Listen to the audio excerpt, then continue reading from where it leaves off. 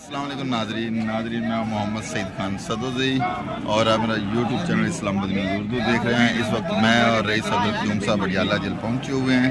तो आप देखें कि सर रास्ते भी ब्लॉक थे, उसके बावजूद जो है ये पीछे आप देखिए, ये पीछे नजर में ये सर रास्ते इन्होंने अडियाला के ब्लॉक की अलीमा बाजी बकाया सारी लीडरशिप है, वर्कर सारे पहुँच गए हैं। मेरे साथ रईस सदर क्यूम साहब हैं। जी रईस साहब क्या कहेंगे आज के हवाले से? इन्होंने सर रास्ते बंद किए थे, लोगों ने चल करके फिर भी आ गए हैं।